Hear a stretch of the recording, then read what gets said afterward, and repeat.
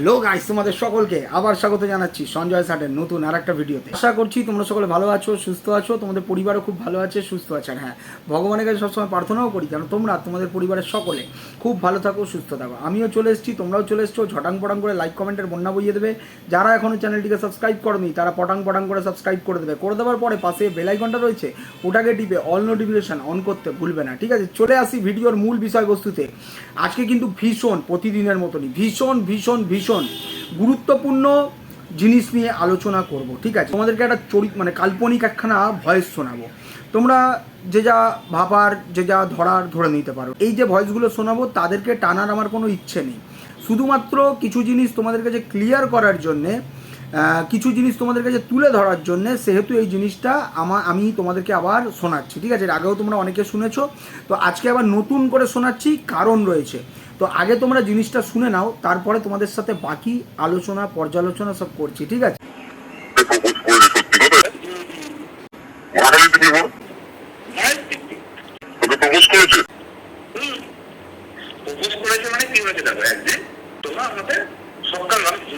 আমি ঘুমোতে সাড়ে 9টার দিকেই ও আমাকে ফোন করে বলছে একটা হেল্প করবি। তাই আমি বলছি কি বল? বলছে তুই এমন ভাবে তুই আমাকে একটা ভয়েস এসএমএস কর না। আমি কি ভয়েস এসএমএস? তো বলছে এরকম একটা ভয়েস এসএমএস কর যেন তুই আমাকে ভীষণ ভালোবাসিস, হ্যাঁ, তুই আমাকে পেলে খুব খুশি হবি, এইভাবে একটা ভয়েস এসএমএস কর। এবার বলে আমি বলছি আজ না এই কাজ করে তুই এইসব নিয়ে কন্টেন্ট করবি? বলছি বিশ্বাস কর না, এটা পার্সোনাল হওয়ার একটা কারণ লাগবে। আমি আগে বলতে হবে কি কারণ? আমি একজনের সাথে সম্পর্কে আছি, সে কদিন একটু ভাব নিচ্ছে, তাকেও বোঝাতে হবে সেই জন্য। কারণ হচ্ছে এটা তো শুধু এই জন্যই তো তুমি না বলে আমি বলছি ঠিক আছে, আমি কি বলবো বল, তুমি অন্তত শিখিয়ে দেবে। তা বলছি তুমি কি শিখিয়ে দেবো? তুই বল এরকম যে তোকে খুব ভালোবাসি, তো হ্যাঁ তাহলে এরকম কর। তা আমি এরকম বলে ভয় তোকে করেছি। এবার করার পরে সে শুধু আমাকে তারপরে আমাকে বলছে আচ্ছা সুদীপ্তা একটা সত্যি কথা বললি, আমার যদি আমাকে বললি না, তুই কি সত্যি আমার উপরে, আমার যেন মনে হলো তুমি যেন আমার উপরে এই ফিলিংসটা, মানে যে ফিলিংস দিয়ে বলেছিস সেটা যেন তুমি আমার উপর ফিল করিস, সত্যি কি তুমি আমাকে ভালোবাসিস? আমাকে এই মিলেছে রে, আমাকে বলেছিল বলে করেছিলাম, ঠিক আছে? গেল তারপরে ছোট বা ওর একটা বাদুরিয়ার একটা ইউটিউবার, হ্যাঁ, আমাকে বলছিল একটা মেয়ে আছে, আমাকে ও জানে মেয়ের সাথে অনেকদিন সম্পর্ক নেই, ঠিক আছে? একটা ইউটিউবার দেখ আমার ইচ্ছা নেই আমার কোনো প্রেম করার। তো বলছি না তুই আমার এসব ইচ্ছা নেই আমার ওসব কিছু করার, আমি অপেক্ষায় থাকবো, জীবনে যদি কোনোদিন হয় কিনা ফিরবে, নাহলে এইভাবে জীবন কাটিয়ে দেবো। বলছি না আরে তোর কিনা ফিরবে সে ঠিক আছে, টাইম পাতে কিনা প্রেম কর, সবকিছু প্রভুতলে রাজি আছে। আমি বলছিলাম সে কেনা সে, যে সে হচ্ছে মানে টাইম পাসের জন্য আমার সাথে প্রেম করবে। এবার বললো আমরা বললো যে এই মন্দিরা যে ইউটিউবার, ওর হচ্ছে যে একটা পাতানো বোন আছে বাদুরিয়ায়, সেও ইউটিউবার। তুই কি আমার ভাবিস যে আমার মারিয়া মারিয়া, ঠিক আছে, মুসলিম মেয়েটা। তুই কি ভাবিস যে আমি এতটাই নিচু? এইসব ব্যাপার। তা বলছি আচ্ছা তুই কিনার সাথে সম্পর্ক নেই, দিলাম তুই তার সাথে করবি না, তুই কারোর সাথে কথা বলবি না, তার মানে তুই সত্যি সত্যি আমাকে আমার উপরে ফিল করিস, ঠিক আছে? মানে ও জোর করে আমার দিয়ে ও আর কি একটা এভাবে বলতে পারে না। তারপরে ও হচ্ছে তোমাকে আগের দিন বলছিলাম না, শুধু তোমাকে কাবিতে এসে আমার সাথে আমাকে কল করেছে, হ্যাঁ, কোথায় দেখা করার জন্য, কিন্তু শুধু আমাকে ব্লক করে রেখেছি, ঠিক আছে? তুমি কল করেছো, হ্যাঁ, কাবিতে দুবার ঘুরতে এসছে, জানুয়ারি মাসে এসছে, ফেব্রুয়ারি মাসে এসছে। না, টিনার সাথে তো কথা হয়নি, তো টিনা ব্লক করে রেখেছে, আমি এটা জানতাম। দুবারই শুক্রবার এসে আমাকে ফোন করেছে, কিন্তু আমার যেহেতু ব্লক করা, কিন্তু আমার ব্লকের নোটিফিকেশন আসবে, কল আসবে, হ্যাঁ, এবার নোটিফিকেশন আমি দেখেছি। এবার ও আমাকে ফোন করেছে, এবার আমি ওকে যখন মাঝে একদিন জিজ্ঞেস করি আসলে তুমি আমাকে মাঝে একদিন ফোন করছিলে কেন, তো বলছে ওই দিনকে কাকে গেছিলাম ওর সাথে দেখা করবো, এসব বাদ দেয়। শুক্রবার যাই হোক, আমার কাছে অনেক রকম ও কার সাথে প্রেম করে, কি ব্যাপার না ব্যাপার সবই আমি জানি, ঠিক আছে? সেই ছেলের ফটো আমাকে দিয়ে দেবে। শুনে নিয়েছো খেলাটা কত বড় খেলোয়াড়, কত বড় জিনিস। এই যে জিনিসগুলো যে আগে আপনাদের কাছে বেরিয়েছিল, তো আজকে বোঝা যাচ্ছে যে এর কারণগুলো কি ছিল। কাকে জ্বলানোর জন্যে ফোগলার সাথে মানে ফোন আলাপ করেছিল। ফোগলাকে অফার দিয়েছিল যে তুই আমাকে ভালোবাসিস সেই রকম জাতীয় একখানা মানে মেসেজ তুই আমাকে পাঠা, তাহলে সে কী করবে, সেইটাকে নিয়ে শো করবে কার কাছে নিশ্চয়ই জানেন, গাধার কাছে। গাধাকে শো করে গাধার কাছে জ্বলাবে। যেরকম ঠিক আপনারা দেখলেন এই যে সকালবেলা আপনাদেরকে দেখিয়েছি যে হেডফোন কাণ্ড, যে ঝগড়া অশান্তি চলছে, তোর সাথে আমার ঝাঁট কথা বলবে, ঠিক আছে, এইরকম ধরনের ভাষা প্রয়োগ করেছে। তো সেহেতু কেউ একটা ছিল, আর সেটা জানেন ফোগলাও ভালো করে জানতো। ফোগলা লাস্টে কি বলল যে কার সাথে কি লিঙ্ক আছে না আছে সব ভালো রকমভাবে আমি জানি, আমার কাছে ছবি পর্যন্ত পাঠানো হয়েছে, ঠিক আছে। এই কারণেই ফোগলা বলেছিল যে টুটিটা তার হাতে রয়েছে। তো যাই হোক, ফোগলা আমার কাছে কোনো চায়ের কাপ নয় এখন, ঠিক আছে, তো ওর ব্যাপার আমার কিছু না, কিন্তু আসল যে জিনিসগুলোর দরকার। তো তখনই বুঝতে পারছেন ব্যাপারগুলো, যে তার সাথে একটা ঝামেলা অশান্তি চলছিল বলে তাকে জ্বালানোর জন্যে, মানে গাধাকে জ্বালানোর জন্যে অন্য কোনো একজনকে আবার টোপ দিয়েছিল যে তুই এরকম জাতীয় একখানা মেসেজ পাঠা, আমি কাউকে পাঠাবো, মানে একটা পার্সোনাল ব্যাপার রয়েছে, তাকে জ্বালাবে পোড়াবে বলে। আর জ্বালাতে পোড়াতে গিয়ে দেখেছেন তো হেডফোন সব ছিঁড়ে ফেলেছে, হ্যাঁ, সেগুলো আবার গ্রুপে পাস করেছে, বুঝতে পেরেছেন, গ্রুপে প্রচুর কিছু পাস করেছে, প্রচুর কিছু পাস করেছে, ঠিক আছে। তো যাই হোক, এই যে যেটা শুনলেন আপনারা, সেখানে পরিষ্কার বোঝা যাচ্ছে যে কার জন্যে তখন এই ফোগলাকে টোপটা দিয়েছিল, ফোগলার কাছ থেকে কেন সেইরম জাতীয় কোনো কিছু একটা চেয়েছিল যে তুই এই জিনিসটা দে। এবারে আসি আর একটা খেলাটা দেখুন। ফোগলাকে তার পরবর্তীকালেই আবার বলছে তুই যে জিনিসটা মেসেজটা পাঠালি, তোর এর মধ্যে আমি একখানা কিন্তু ফিলিংস পেয়েছি। কেন এই কথাটা বলছে? কারণ তাকে আবার সুড়সুড়ি দিচ্ছে। কি নোংরা জিনিস ভাবুন, তাকে আবার সুড়সুড়ি দিচ্ছে যে তাকেও হাতের মুঠোয় করে আনতে হবে, তার মুখ থেকেও এমন কিছু বের করাতে হবে।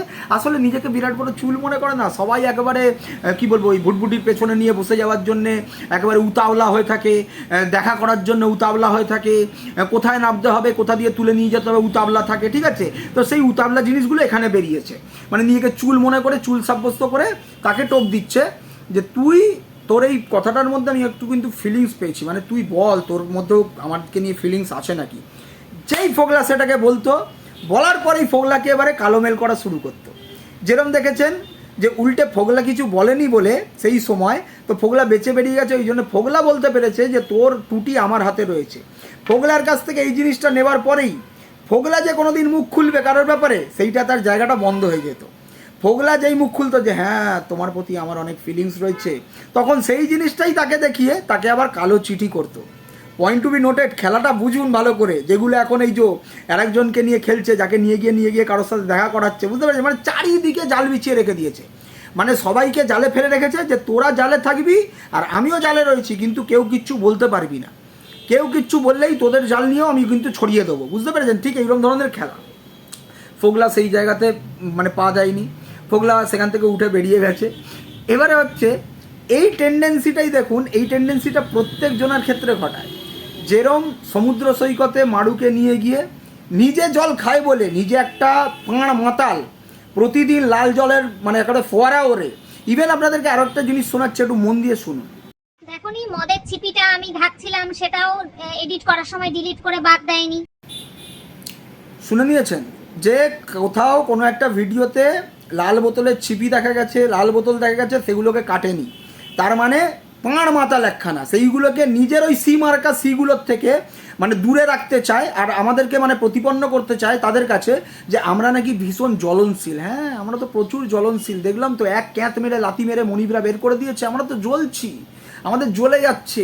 সেই ছাই থেকে যে ভালোবাসা উঠেছিল দেখে দেখে আমরা জ্বলে যাচ্ছে, আর এখন যা কেতানো লাত খাচ্ছে, চারিদিক থেকে যা কিছু বেরিয়ে আসছে, তো আমরা তো খুব জ্বলে যাচ্ছি, ঠিক আছে।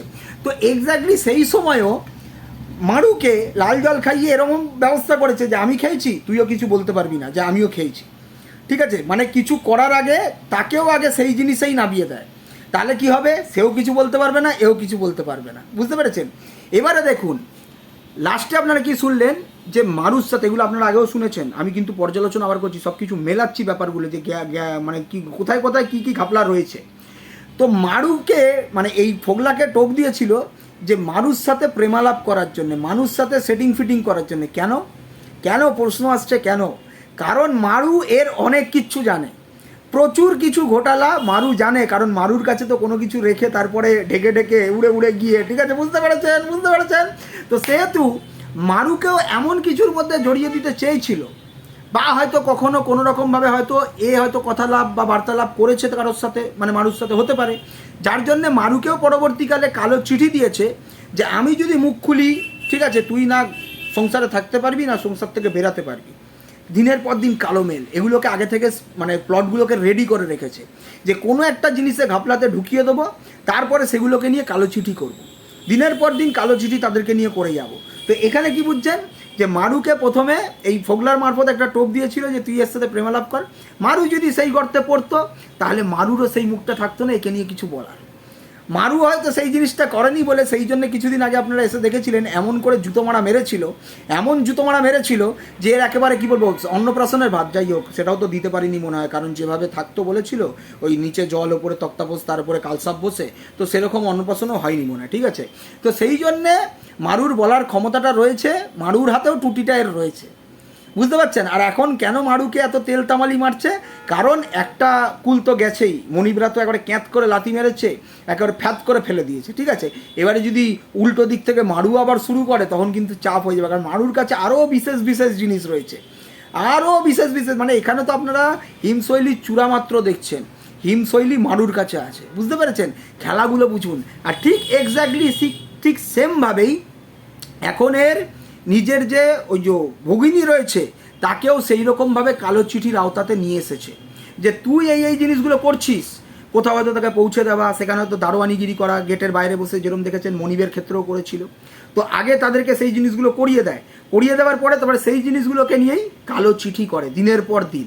তো বুঝতে পারছেন এর খেলাগুলো বুঝতে পারছেন। এই জন্যে আজকে আপনাদেরকে এই জিনিসটা নতুন করে শোনালাম। নতুন জিনিস শোনাবার তো অনেক কিছু আছে, অনেক কিছু আছে, এরপরে আসবে। আপনারা এতদিন ধরে শুনেছেন এর মুখ থেকে, লোককে শুধু সারাক্ষণ বলে যেত ঝুলন্ত হাতি ঝুলন্ত হাতি ঝুলন্ত হাতি, মানে কারোর একটা নামই হয়ে গেছিলো, ঠিক আছে। কী কারণে সেটা জানেন, কী কারণে সেটা জানেন, তাকে নিয়ে টোন টিটকিরি, তাকে নিয়ে মানে সব কিছু এইরকম ধরনেরই কথাবার্তা বলা, ঝুলন্ত হাতি হাতি বলে বলে বলে। আপনাদেরকে প্রথমবার আমি শো করাবো যে ঘোড়াও ঝুলন্ত। ভাবছেন কি করে?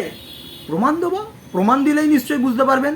আর এরপর থেকে কিন্তু আপনারা যা যা নাম দিয়েছেন তার সাথে কিন্তু এই ঝুলন্ত ঘোড়াও কিন্তু নামটা যোগ হবে, বুঝতে পেরেছেন। এরপরে ঝুলন্ত ঘোড়া নামটাও যোগ হবে। ও কত বড় খেলোয়াড়, কত বড় জিনিস। প্রতিটা জিনিস যখন সম্মুখে চলে আসছে তখন ওই সি মার্কাগুলোকে বোঝাবার জন্যে ওদের জ্বলন কী জ্বলবো বলুন তো, কোন জিনিস দেখে জ্বলবো? পশ্চাতে নেই মাংস, সেই দেখে আমরা জ্বলবো। মাথায় নেই চুল নেড়া, সেই দেখে আমরা জ্বলবো। লোকের ভিক্ষায় জীবন চলে, সেই দেখে আমরা জ্বলবো।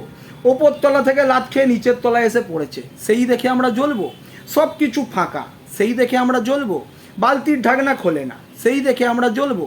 বালতিতে জল ভরে না, সেই দেখে আমরা জ্বলবো।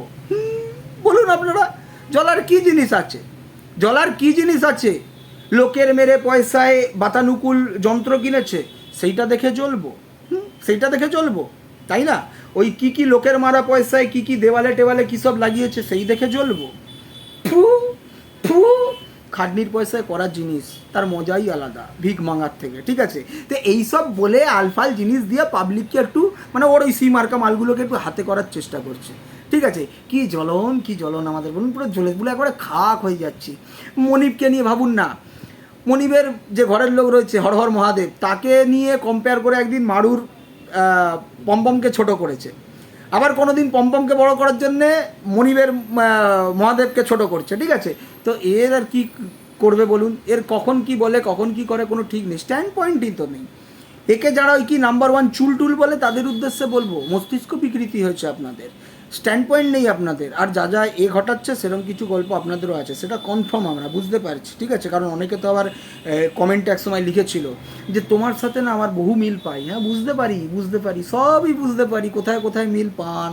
সেই জন্যই তো এত জানি করে যান, নো চাপ, আমাদের কোনো চাপ নেই। শুধু এরকম ধরনের সত্যগুলো তুলে আনবো, দর্শকদের যা বোঝার সব বুঝে যাবে। সবার চোখ খুলে যাচ্ছে, আস্তে আস্তে করে সবার চোখ খুলে যাচ্ছে। কত বড় খেলোয়াড়, কত বড় ঘাপটিবার জিনিস, ঠিক আছে, সব বেরিয়ে আসছে। তো চলুন, এই ভিডিওটা এইটুকুনি রাখলাম। সবাই ভালো থাকবেন, সুস্থ থাকবেন। দেখা হচ্ছে আবার নতুন একটা দিনে, নতুন ভিডিওতে, নতুন লাইভ। আপাতত টাটা।